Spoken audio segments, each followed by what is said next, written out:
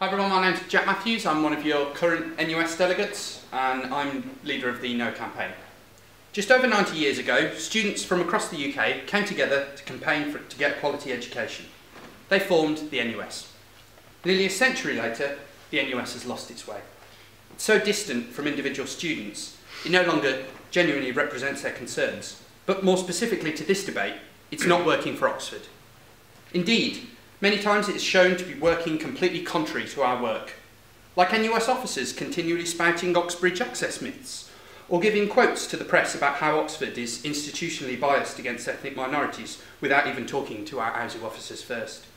And again, while our sabbatical officers were working hard to deliver the best fee waiver and bursary package of any UK university, the NUS president was speaking to the press about how fee waivers don't work. Tell that to the students who are here today because of the hard work of AUSU. The NUS is not working for Oxford. Indeed, it's been shown to be actively working against our efforts.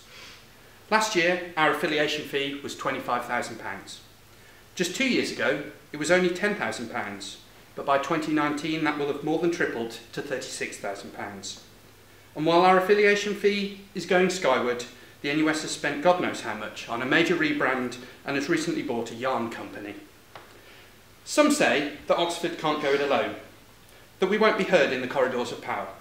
They couldn't be more wrong. At the key points in recent history when education has been top of the political agenda, it's been Oxford, not the NUS, leading the student movement. In 2003, when NUS lay paralysed in the face of tuition fees, it was the students of our university who came together to write the alternative model for funding higher education, an idea that became the rallying call for the student movement across Britain. And again, in 2011, when the government presented its white paper, it was Oxford students who worked together with their academics and passed no confidence in David Willetts, a movement that spread across the country, piling pressure on the government. Imperial, Southampton, Glasgow, St Andrews, Cardiff Met, Aston, Dundee. They're all doing well without the NUS, and they have nowhere near the national voice we do. Let's bring about an effective NUS, one that is more to individual students than a rarely used discount card, one that engages with them on the big issues that affects their lives, one that empowers them, not just their sabbatical officers, to be the change both in their communities and within the NUS itself. An NUS that has meaningful democratic structures that everyone can engage with and where the wishes of students are followed by the leadership. And to those who say you have to be on the inside to make change, you're wrong. We've tried reform from within.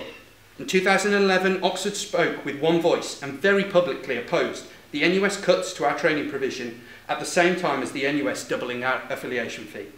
We raised our serious concerns regarding NUS democracy. We worked hard with other student unions for reforms to be passed nationally, and we got them passed.